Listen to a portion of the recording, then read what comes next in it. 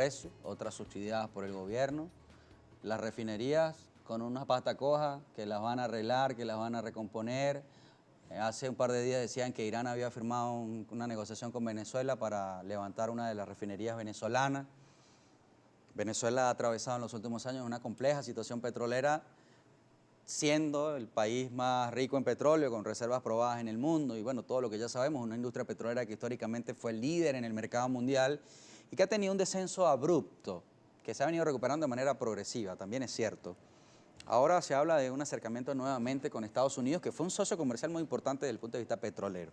¿Qué puede venir? Bueno, hay que estar claro, toda la industria petrolera venezolana fue construida por empresas privadas. Claro. Esa tecnología que está allí, la gran mayoría, es una tecnología norteamericana. ¿Qué ha tratado de hacer el gobierno? Bueno, remendar, tratar de cambiar repuestos con Irán, con Rusia, para tratar de ponerlas en funcionamiento. Y por supuesto una industria que fue abandonada por muchos años. Una industria que se manejaba con 20.000 trabajadores, llega a tener una nómina de 140.000 trabajadores. O sea, allí convirtieron esa industria, bueno, en un ministerio más, en una burocracia gigantesca, se dedicó a hacer cualquier cantidad de actividades que no tenía nada con la producción petrolera. Bueno, pero cuando el barril estaba a 100, 110 dólares por barril, eso alcanzó para todo.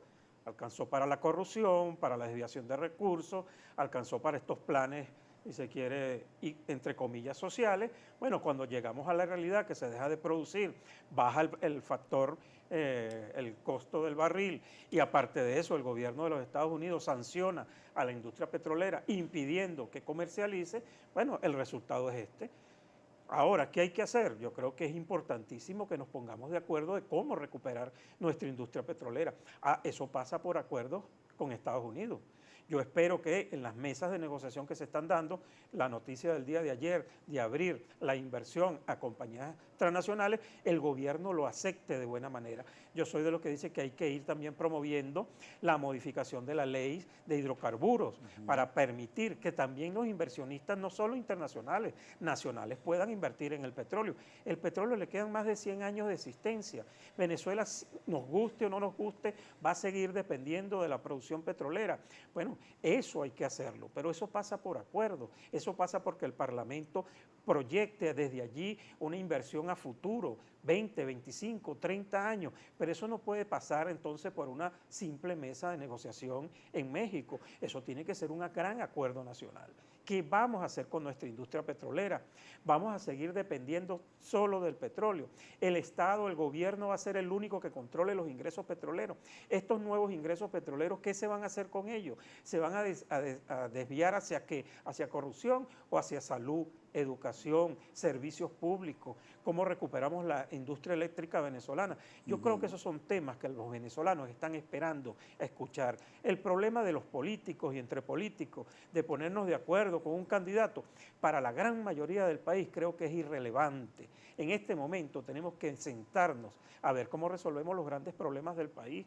Entonces, ese es el llamado que nosotros estamos haciendo. Desde Avanzada Progresista, nosotros lo hemos venido diciendo hace años. Necesitamos llegar a un gran acuerdo nacional para que el país arranque, para que entremos al siglo XXI. Nosotros seguimos con un atraso de años. Este país ha retrocedido 30, 40 años en materia de servicios públicos. El salario venezolano, ¿cómo es posible que todavía tú hacías el comentario del problema de la gasolina? Bueno, la gasolina tiene que tener un costo, pero yo tengo que ganar lo suficiente para pagar el costo de la gasolina, el costo de la electricidad, de cualquiera de los servicios, el internet. Entonces, eso hay que resolverlo, pero eso pasa por un acuerdo. Ahora, aquí hay que entender que nadie solo puede. No me queda claro la posición de ustedes en este sentido en cuanto al candidato unitario, porque hay varias posturas. Ya comenzó la oposición a decir, bueno, sí vamos, no vamos, nos medimos, no nos medimos, y en eso estamos. ¿Qué opina usted directamente acerca de la primaria que se anunció para 2023? Bueno, primero es una primaria excluyente, que nadie sabe quiénes la decidieron. Parece que 3 o 4 personas se reunieron en Panamá y llegaron a un acuerdo. Entonces pretenden imponerle al resto del país su acuerdo. Los resultados del 2021 de las elecciones de alcaldes y gobernadores dio una muestra clara de allí que aquí no hay un sector de la oposición que es hegemónico, muy por el contrario. Aquí nacieron nuevos liderazgos, 127 alcaldes, 4 gobernadores que tienen que ser tomados en cuenta. Bueno, ¿dónde está la consulta? ¿Dónde se le está consultando a los sectores del país, a las academias, a los gremios, a las universidades, a los empresarios? ¿Cuál sería la mejor metodología? Yo he escuchado voces que dicen, bueno, ¿por qué no primero ponernos de acuerdo en un programa de gobierno? Y el que mejor interprete ese programa de gobierno, ¿por qué no darle la oportunidad? Nosotros necesitamos, aquí mucha gente habla de transición, nosotros necesitamos un gobierno que nos lleve a la transición hacia la democracia. Esto es un gobierno autoritario, hegemónico, que atropella, que no respeta a las minorías. Bueno, eso tiene que pasar del otro lado a un gobierno que practique la democracia, que respete las minorías y las mayorías entiendan que no tienen que imponerse sobre las minorías. Bueno, eso pasa por un gran acuerdo nacional que incluye sobre todo a la Fuerza Armada Nacional, a los sectores económicos, y eso pasa por elegir un candidato que sea, y esta palabra a veces suena como extraña, potable para todos los sectores. Que todos estemos de acuerdo en que ese candidato sea el que nos represente mayoritariamente. Claro. Y eso no necesariamente tiene que pasar por unas primarias. Yo creo que aquí los sectores de oposición tenemos que madurar un poco y podemos llegar a un acuerdo alrededor de una figura. Ahora, ¿cómo hacer con esas cosas que ya nos han pasado en los últimos procesos electorales? Y voy a colocar un ejemplo claro y directo, creo que el país puede coincidir conmigo. Por ejemplo, en Barinas se buscaba un candidato unitario y apareció Claudio Fermín. Bueno, yo tengo mi derecho constitucional, bueno, es verdad, tenía su derecho constitucional de inscribirse. Y se inscribió y participó. Afortunadamente, para beneficio de la oposición, ganó el candidato de oposición sobre el chavismo, cosa casi que inesperada, pero igual se lanzó. Y si eso ocurre nuevamente en 2024, vamos a unas primarias y de repente aparecen 3, 4 candidatos express que dicen, mira, yo también quiero porque tengo derecho. Bueno, pero que tú estás poniendo el mejor ejemplo. En Barinas no hubo primarias. En Barinas lo que hubo fue la unificación de todos los sectores de oposición, tanto los que representan al G4, fue la gente, ¿no? Exactamente, como los sectores de la Alianza Democrática, hubo un gran acuerdo ahí. ¿Y quién fue el gran elector? La gente.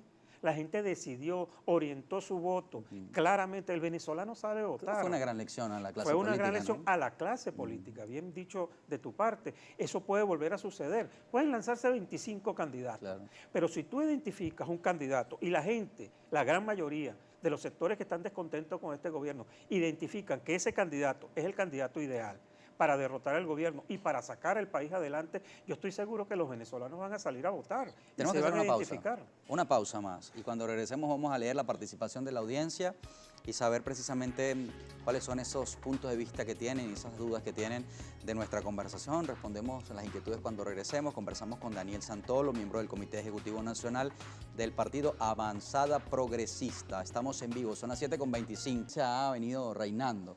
¿Cómo pensar que la oposición venezolana va realmente a obtener un mismo objetivo para 2024? ¿Y en qué debería estar pensando si usted dice que las primarias no son la prioridad?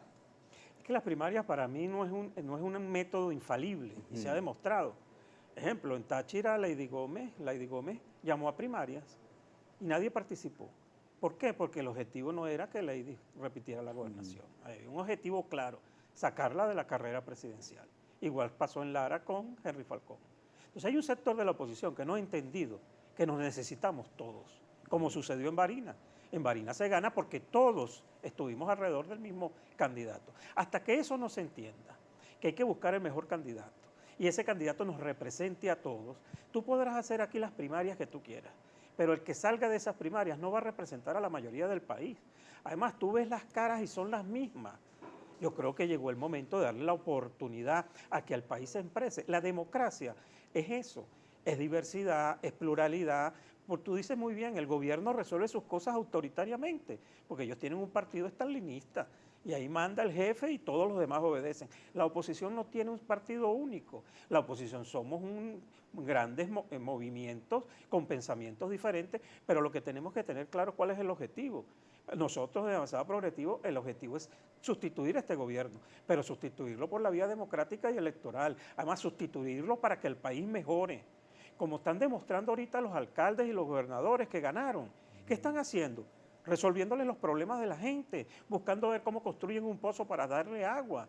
Los gobernadores electos están viendo cómo resuelven. Ese es el objetivo de la oposición, no ganar una gobernación, una alcaldía para salir a conspirar. De tripas corazón Y mucho, exactamente, ¿no? entonces y saboteando al gobierno, porque tú no saboteas al gobierno, saboteas a la población. Porque hay gente que dice, no, es que eso le da oxígeno a Nicolás Maduro, no, es que Nicolás no necesita oxígeno, el que necesita oxígeno somos nosotros, los que tenemos día a día que salir a la calle. Eso está como cuando hablaron de los protectores, que el presidente dijo que, bueno, estoy pensando otra vez en poner los protectores en el Zulia, y me escribió un usuario, bueno, no necesitamos protectores en el Zulia, sino en la nevera, exacto, en el no se nos fundan, no se fundan los artefactos eléctricos. Sí. Entonces, hay realidades que yo creo que hay que empezarle a decir a la gente con claridad. Se nos va el tiempo. Nosotros no vamos a salir de Nicolás por la mala. Tenemos que empezar a construir algo diferente y dejar de ser oposición. Hay muchos comentarios de la audiencia, tenemos que ser alternativa. Quisiera saber, desde Avanzada Progresista, o no sé si su opinión personal, como quiera orientarlo, ¿cuál es la posición acerca de la sexodiversidad? Que ayer, por cierto, se celebraba, o bueno, se conmemoraba, digamos, porque ha sido una lucha constante de muchos años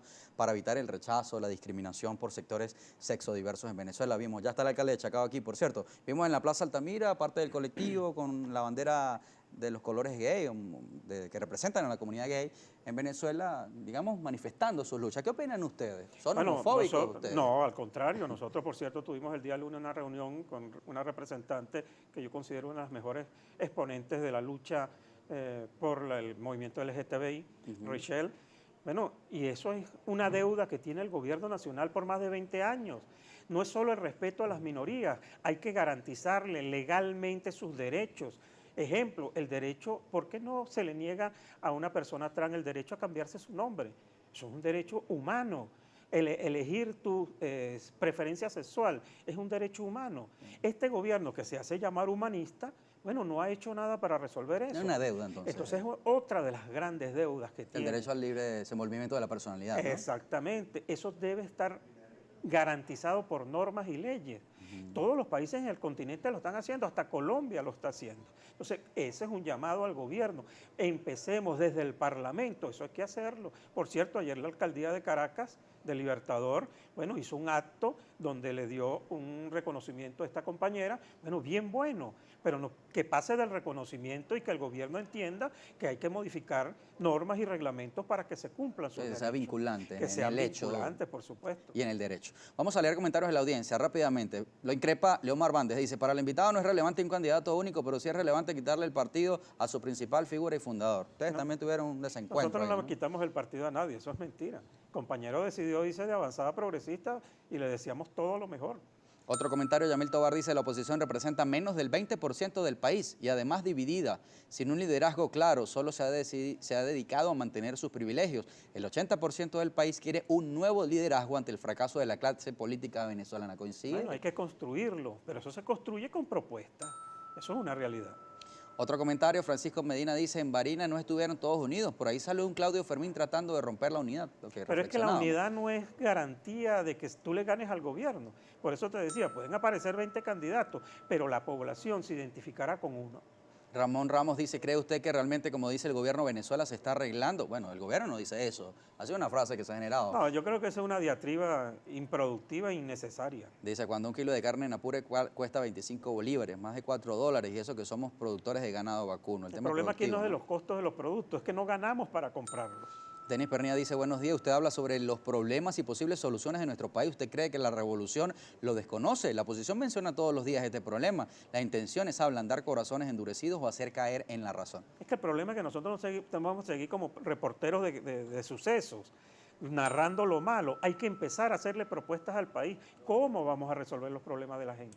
El usuario Venezuela Libre dice, de verdad qué desgracia estamos viviendo con este régimen y más aún con esta triste oposición que solo ven intereses personales y no les interesa el país. Y luego otros descalificativos que no quiero leer. No, pero el problema es que ciertamente, bueno, las redes sociales ayudan mucho a eso, a desvirtuar, a engañar, a manipular, pero hay un país real que está en la calle, que está trabajando, que está produciendo, que quiere salir adelante. Ese país, ahí es que hay que conectarse. Gracias por venir a Globovisión. No, gracias a ustedes y que tengan excelente día. Excelente día también para nuestra audiencia que se levanta a hacer su cafecito y la arepa matutina, la arepa de la mañana, porque también se come arepa en la noche. Bueno, en los Andes comemos arepa para la cena con pizca andina. Con pizca andina, que es muy buena. Yo no sé si en Caracas se estila mucho la arepa por la noche, pero Vamos a continuar, entonces vamos a la pausa. Somos tendencia en Twitter a esta hora. Gracias como siempre a ustedes por colocarnos en el primer lugar de la sintonía nacional. Al regreso, el alcalde de Chacao, Gustavo Duque, nos va a hablar de las multas y otros temas que ocurren.